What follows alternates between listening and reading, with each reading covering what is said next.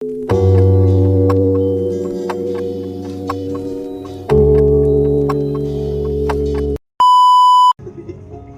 paling pintar pendukung mereka kan Ustadz Idrus Romli. Ustadz Idrus Romli kemarin sudah bikin video membela Ba'lawi. Pakainya kitab apa? Tabaqatul Khawas karangan As-Surji Az-Zabidi yang dikarang abad ke-9 Hijriah. Abad di mana pengakuan itu baru ada.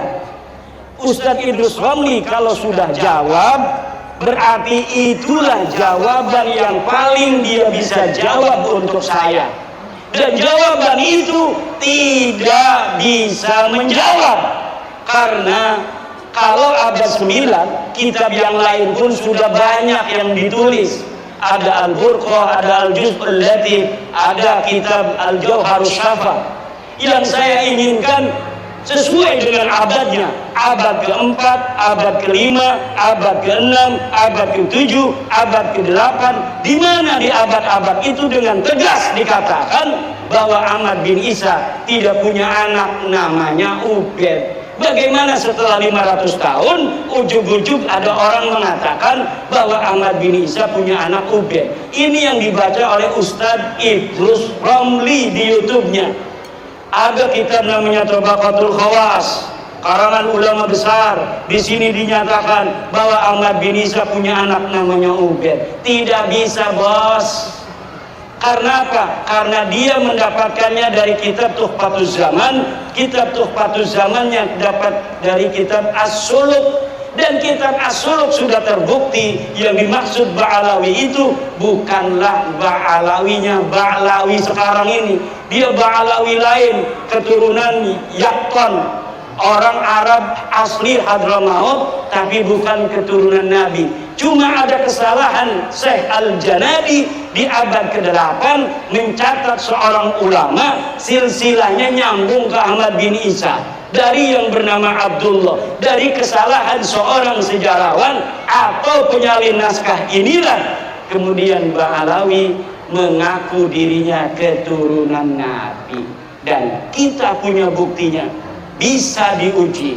Lalu bagaimana sekarang orang yang masih membela Ba'lawi? Haram hukumnya membela Ba'lawi bersama dengan bukti-bukti yang nyata, bukti-bukti yang banyak yang telah ada yang mengatakan bahwa Ba'lawi bukan keturunan baginda Nabi.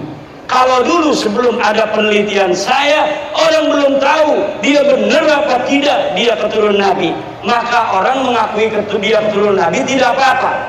Tapi ketika sudah nyata, sudah jelas mereka bukan keturunan Nabi, dari pustaka mereka tidak terbukti, DNA mereka melenceng ke Kaukasus bukan ke Arab, dari aura ules beda, dari akhlak jauh, terakhir dari jari.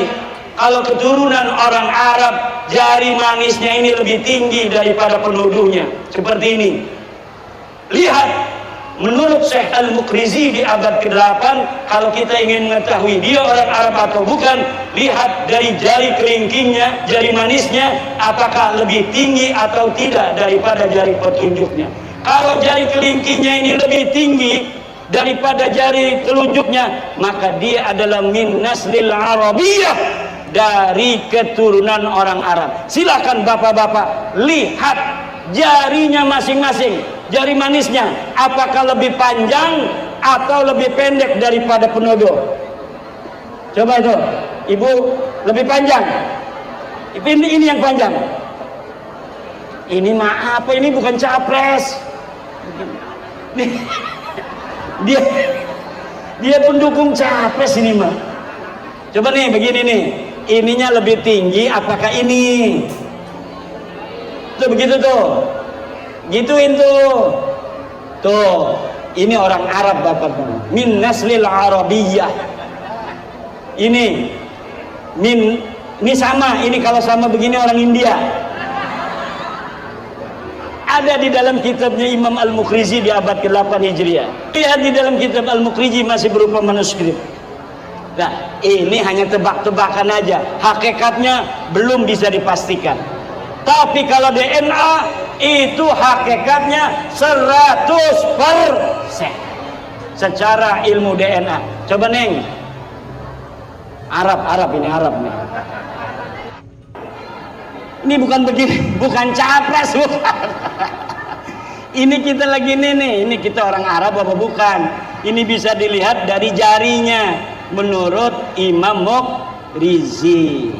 Bukan capres ya. Kalau capres mah, Bu, kita doa aja yang jadi, mudah-mudahan cinta ke seluruh bangsa Indo, cinta kepada terutama cinta kepada orang di Pasena, supaya masalah di sini diberesin semua, orang-orang sini dapat haknya, jalannya dibagusin. Jangan saya lagi tidur semalam di mobil sampai bangun, wah, istri saya bangun, ini jalan kok begini, berarti nong ini udah deket. Mudah-mudahan nanti presiden yang jadi akan membangun jalan untuk di Pasena. Kalau bisa, siapa yang mau nanda tangan MOU, mau membangun di Pasena, mau untuk membereskan urusan tanah di Pasena, itu yang akan dipilih seluruh orang di Pasena. Jangan kita nyolok presiden pakai emosi, pakai otak bos. Nyolok presiden pakai jangan pakai emosi. Kalau pakai emosi kita untungnya nggak ada, rugi melulu. Betul tidak? Nanti kitanya nyumbang-nyumbangan segala macam karena emosi. Ini harus menang nih, walaupun gak ada duitnya kita nyumbang. Nggak ada bos. Udah jadi mah semuanya sama saja presiden kita, dan gak mungkin inget lagi sama kita orang di bawah. Lebih baik sebelumnya, mau nggak MOU? Kalau MOU mau membangun daerah kita, baru kita akan dukung. Kalau perlu kita kasih 0 calon yang lain. Betul? Hidup Indonesia. Hiduplah Indonesia Raya, Indonesia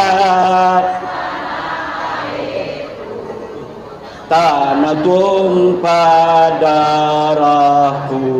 Yang keras, ini untuk Indonesia.